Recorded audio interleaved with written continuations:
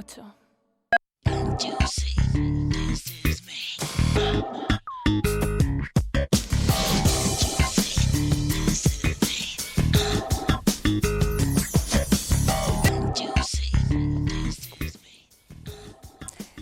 Nos ha quedado todo el optimismo y toda la fuerza de Ausi Patón aquí en el plató. Y en este momento quiero presentarles a otra mujer que creo que también es una mujer fuerte. Mercedes López, buenas noches. Buenas noches. ¿Eres fuerte? Creo que sí. Creo que sí. Siempre las fuertes somos las vulnerables, esa es la contrapartida. Sí, también. Mercedes López es teóloga. Pero vamos por el principio, porque, bueno, eres teóloga desde un momento determinado de tu vida en el que te planteaste, no sé cómo lo diría, pero argumentar, digamos, podríamos decir, para tener una herramienta potente, lo que sentías, tu sentimiento de creyente y tu sentimiento religioso. ¿Podría ser algo así? Sí, soy teóloga feminista. Ajá, sí, sí. Que es una precisión importante. Sí, allá por los años 80, en mi vida de lucha en el movimiento obrero y de conquistas históricas, yo fui invitada a asistir a lo que emergía que eran los grupos de mujeres y teología en España. Y eso me cambió la vida. Me la cambió por completo, porque de alguna manera yo que andaba buscando fundamentar mi vida y mis decisiones morales y éticas desde un compromiso social y político, no de militancia en partidos, sino la política entendida en general, llego a plantearme y a cuestionarme pues esa cultura en la que hemos crecido, que es una cultura cristiana con valores universales. Empiezo a cuestionarme realmente aquella famosa frase que me dejó cao siendo yo muy joven de que los pobres por ser pobres no eran buenos, ¿no? Pues algo así. Eso de alguna manera me lleva a comprobar en esos años 80 cuando yo empezaba a plantearme la búsqueda de la fe. Ese encuentro con mujeres me lleva a esa percepción corporal de mi identidad de mujer marginada, invisibilizada, no valorada, y etcétera. Entonces, bueno, fue un gran descubrimiento y eso me llevó a los estudios teológicos, a fundamentar, a ir a las fuentes para poder fundamentar esos conocimientos con, bueno... O sea, que tú no venías de una educación católica, venías... No más que cualquiera, que cualquier sevillana que en su casa van a misa los domingos y no todos, y bueno, y en Navidad y Semana Santa. No procedía yo de ahí, ¿no? Fue una búsqueda intencionada y una llamada interior la que me llevó a eso. Por cierto, dices, y me gustaría saber por qué lo dices así, para que se sepa y quede claro, que eres sevillana, que naciste en la barriada de la Corza. De la Corza. ¿Y por qué lo dices así? ¿Por qué quieres que quede claro? Porque mi padre, su sueño fue ser matador de toros. Fue banderillero, murió ya hace casi 30 años y era el corceño. Y se llamaba el corceño por la Corza, ¿no? Entonces tiene muchísimas connotaciones como barrio, como historia y una gran historia familiar, ¿no? Y entonces, bueno, yo me siento muy orgullosa porque además tengo un acento, porque mis abuelos maternos eran de Jaén y yo he vivido con mis abuelos maternos, mi madre y mi padre vivíamos con ellos, y entonces, claro, todo el mundo me dice, es que tú no tienes un acento típicamente sevillano.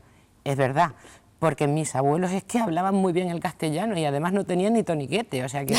Entonces, bueno, pero yo he nacido en la Corza, en el Corralón. Era encargado de huertas y entonces nací en donde estaban los trabajadores. Y la teología, ¿estudiaste teología porque claro, tú estudiaste? Sí, en comillas, en Salamanca. Empecé a estudiar, hice los 4 años de teología para seglares aquí en el seminario de San Telmo, que fueron mis primeros pasos en ese campo. Entonces le planteé a nuestro arzobispo actual en aquellos momentos, Carlos Amigo, que esa titulación tenía que tener un mayor reconocimiento y si había que cambiar cosas, pues que se cambiaran, ¿no? Pero que las seglares y los seglares que queríamos estudiar teología y que no, pues necesitábamos que eso tuviera la dedicación, el tiempo y el reconocimiento que requería. Bueno, eso ahí quedó.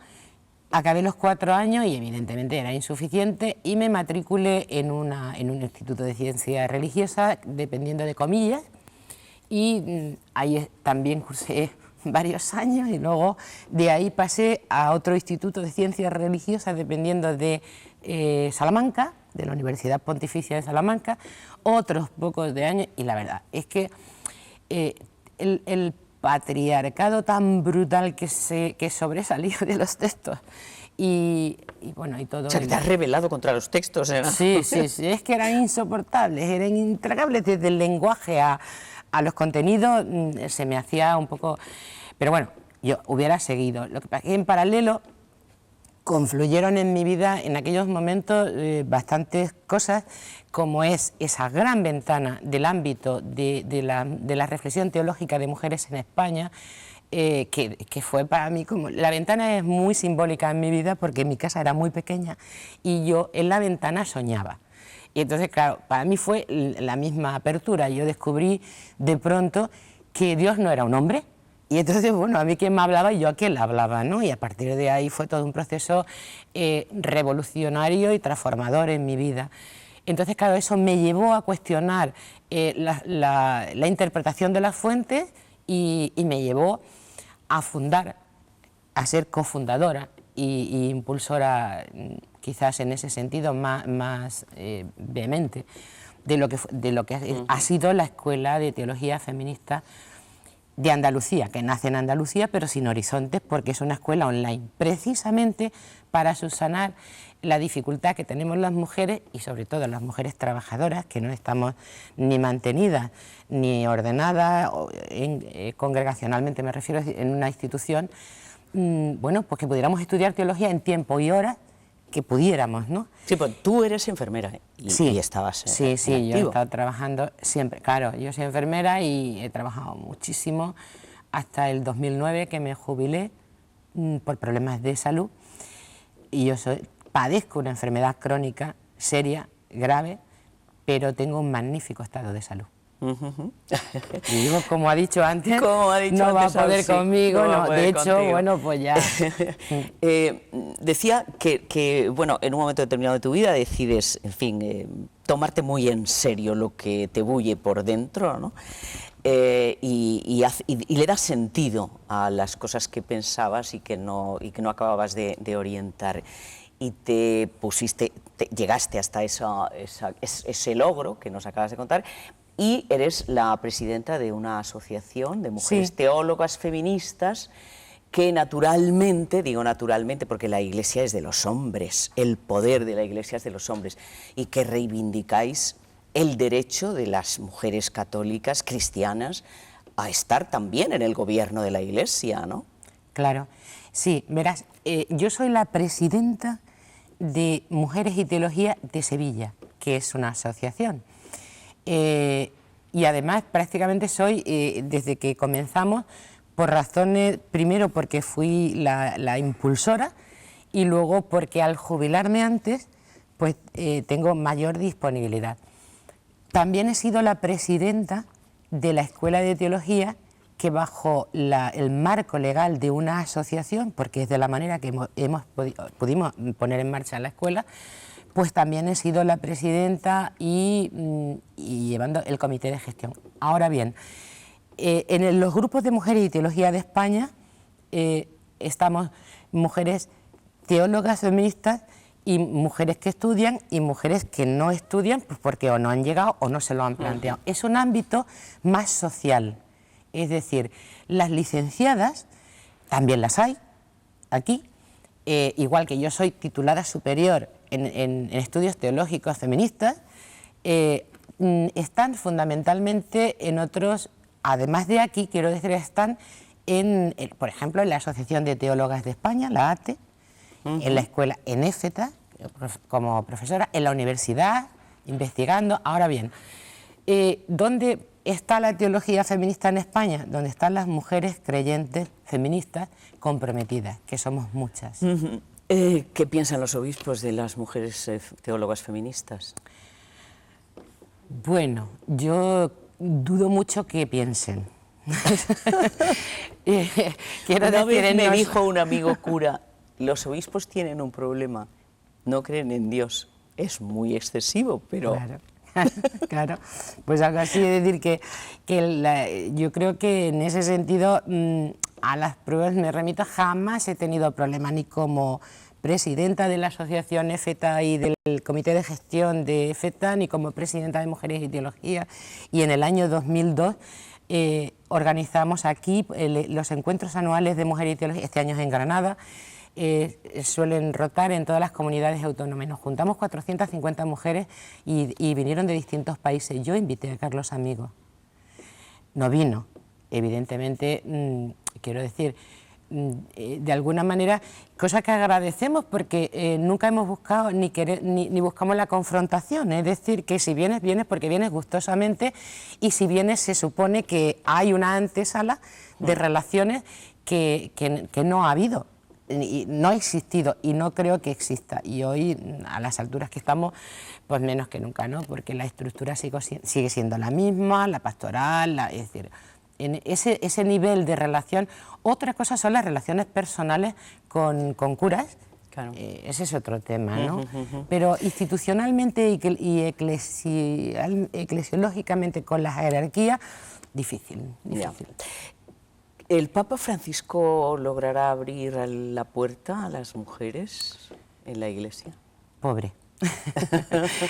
¿Sabes que eso nos dijo a un grupo muy reducido de personas hace 2 o 3 o 4 semanas, Pepe Mujica, el expresidente de Uruguay, que ha estado 2 veces con el Papa, y que le preguntamos por el Papa y nos dijo que le gustaba mucho el Papa, que era un tipo estupendo.